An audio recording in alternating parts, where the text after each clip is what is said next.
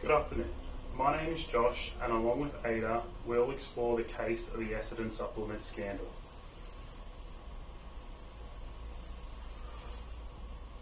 We will look at the case summary, the theoretical underpinnings, key findings of the Essendon supplement scandal, how those decisions were made, and ultimately how the final verdict was reached. Since the beginning of the investigation into the supplement saga that has plagued the Essendon Football Club, the key question has been whether the players were injected with a banned substance.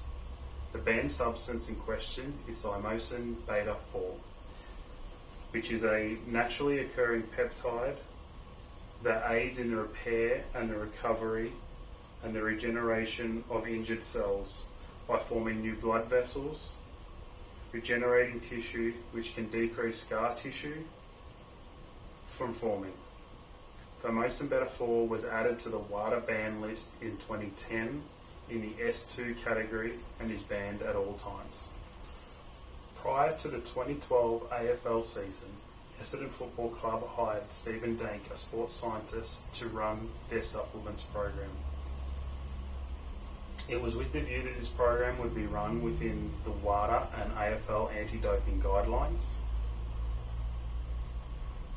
This program was run through the pre-season and the beginning of the 2012 AFL season. By May 2012, Essendon had terminated the program due to their concerns over its operation. At the conclusion of the 2012 AFL season, Essendon self-reported to the AFL over their concerns of the supplements program that had been administered to its players. The following February, a joint investigation between the AFL and ASADA began an investigation into the supplements program. At the same time, Essendon commissioned an independent review into the program, which found a disturbing picture of pharmacologically experimental environment, never adequately controlled or challenged or documented. 6 months after the AFL investigation began, charges were laid and penalties handed down to senior members of the Essendon Football Club, as included senior coaches, doctor and football manager. At this time, no charges were laid against the players. In June 2014, the joint investigation between ASADA and the AFL issued show cause notices over the use of peptide thymosin beta-4, and at this time, federal court action was launched by Essendon Football Club, claiming the investigation was unlawful. This action ultimately fails, and show cause notices were reissued to the players. After a 9-week hearing that concluded in February 2015, the AFL Anti-Doping Tribunal announces all 34 players are found to be not guilty of using a banned substance. Whilst ASADA announces that they will not appeal the ruling, WADA, on the 11th of May in 2015, begins the appeal process with the Court of Arbitration for Sport. On the 11th of January 2016, the Court of Arbitration for Sport upheld the WADA appeal with the penalty of 2 years ban handed down, which was backdated to the 31st of March 2015, meaning all 34 players were ineligible for the 2016 season. The conclusion of the Essendon supplements program was reached when the Swiss Federal Tribunal decided to not entertain Essendon's appeal of the Court of Arbitration for Sport's decision. Throughout this case, there have been 2 main decisions that were made. The initial decision was made by the AFL Anti-Doping Tribunal, which cleared the 34 players and returned a not guilty verdict. Following that decision, a second one was made by the Court of Arbitration for Sport in response to the WADA appeal. which upheld the appeal and found the players to be guilty. A key question is, how did two different tribunals reach differing decisions when they were ruling on the same events, using the same evidence and witnesses? This comes down to the approaches made by the AFL and the Court of Arbitration for Sport.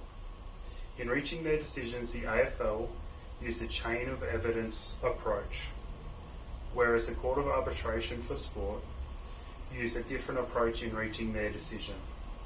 They used a strands in cable approach, which led to them reaching a guilty verdict. Apart from the 34 players who received the same penalty, which was a ban from competition for 2 years, a raft of other penalties were handed down by the AFL to key stakeholders within this saga for bringing the game into disrepute. These penalties included lifetime bans, 12 months bans, fines and suspended bans. The Essendon Supplement saga has been clouded in secrecy from the very beginning with extremely poor record keeping, failure to disclose which substances were injected into players, at what quantities, how injections were conducted off-site, and the lack of cooperation into the investigation from the architect Stephen Dank. To reach this point in an extremely competitive environment in the AFL, the Essendon Football Club began a win-at-all-cost mentality. Whilst they initially hired Mr. Dank to work within the AFL and WADA guidelines, an extreme lack of governance over the program allowed him to assume complete authority over the program, which led to senior leaders and management adopting a groupthink mentality and ultimately a blind obedience to the program and Mr. Dank's authority by the 34 players and staff until the program was terminated. Throughout this case, two different decision-making processes were employed. First off was the chain of evidence theory, which requires, before reaching a guilty verdict, all pieces of evidence to form a sequential link beyond a reasonable doubt. If unable to do so, then a case can fall apart, like what occurred in this instance. Then, due to poor record keeping, it was unable to be determined if the players were injected with thymosin beta-4. The second decision-making process employed was a strands in cable theory, where weak pieces of evidence are grouped together to form a stronger case. It is a less stringent way of reaching a decision than the chain of evidence, as WADA didn't need to prove each individual piece of evidence. Organisational culture and behaviour will provide a framework for how decisions are made. One key theory that was employed in this situation is groupthink, where members of a group or decision-making process will withhold information or opinions that they feel defies or is an unpopular opinion within the group, to make it look like all members of the group are on the same page. Another theory within organisational culture and behaviour revolves around power and authority. How much power and authority is given to one person? If one person holds too much power, this can result in a lack of governance within a group. It can cause internal systems, frameworks and structures to break down, leading to poor decision-making processes. I will now hand over to Ada. Thanks, Josh, for that explanation about this scandal. Let's talk about the challenges the Court of Arbitration of Sport, or CAS, faced in the Essendon case. This was an unstructured problem. Why? Because it was unprecedented, highly complex, and lacked clear-cut evidence. The facts were ambiguous, disputed, and open to interpretation. First, the information was incomplete. There was no positive drug test or verified sample of the injected substance. Second, the case was novel. The supplements program was unique and involved a substance rarely tested for, creating new challenges for the tribunal. And third, the evidence could be interpreted in many ways. CAS had to consider emails, consent, forms, player behavior, and expert testimony, rather than relying on a single decisive fact. Because of this, CAS had to make an unprogrammed decision. There was no simple rule like a positive test equals guilt. Instead, they created a new method, the strengths in the cable approach, looking at all the pieces of evidence together to make sense of the uncertainty. Uncertainty was central to the case. No one knew exactly what the players were injected with. The AFL tribunal's strict chain of proof broke down at multiple points. Was the substance really TB4? Was it compounded correctly? Was the batch even injected? And what did players and officials actually know?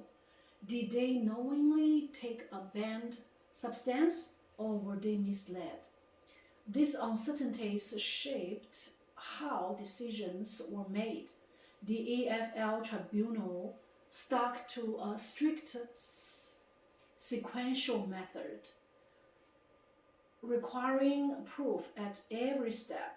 Because the evidence was incomplete and ambiguous, they couldn't meet the standard, and the verdict was not guilty.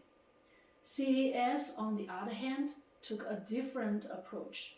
They acknowledged uncertainties but combined all the independent strands of evidence: secretive behavior, consent forms, expert testimony, and even urine tests to build a strong cumulative case, ultimately finding the players guilty. Finally, cognitive biases also played a role in why players participated in the program. Authority bias made them trust coaches and sports scientist Stephen Dunk. Optimism bias and overconfidence made them believe they were safe and or wouldn't get caught. Confirmation bias led them to focus on reassuring information while ignoring doubts. Social proof made the program seem acceptable because everyone else was participating. And the sunk cost fallacy kept them in the program. They had invested too much to back out and didn't want to let the team down. In short, the Essendon case shows how uncertainty, complex problems, and human biases can combine to create a perfect storm, one that challenges even the most experienced decision makers.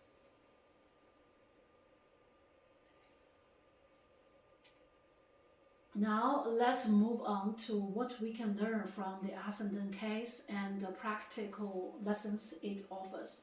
For sports organizations, first and foremost, duty of care must come first. An athlete's health and well-being should always take priority over any competitive advantage. Second, a strong governance is essential. Clear processes, well-defined authority, and proper oversight are critical.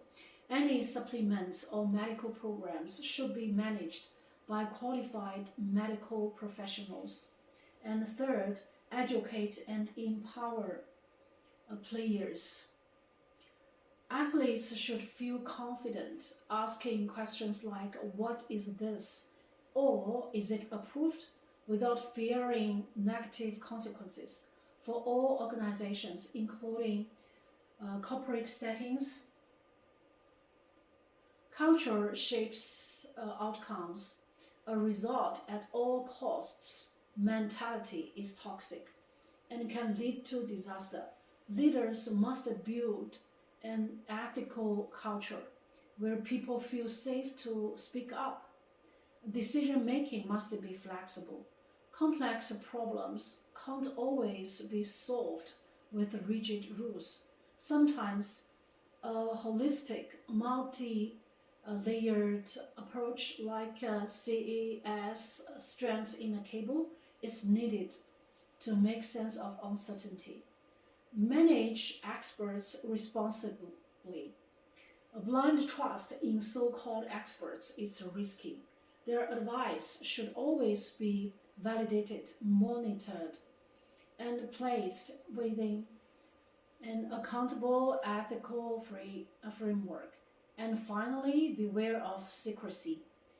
An initiative that bypasses standard protocols or relies on secrecy is a major red flag and should be challenged immediately.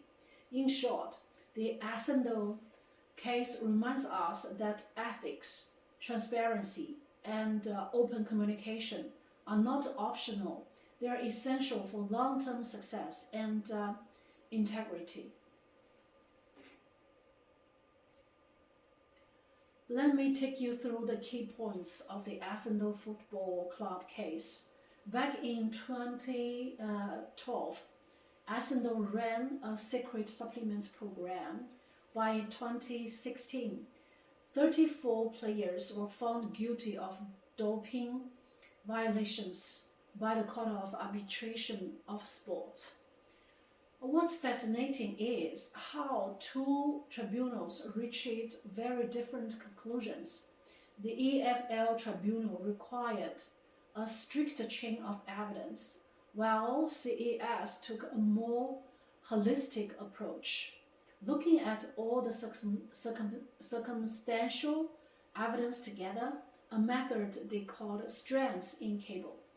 At the heart of the scandal was a breakdown in organizational culture and governance.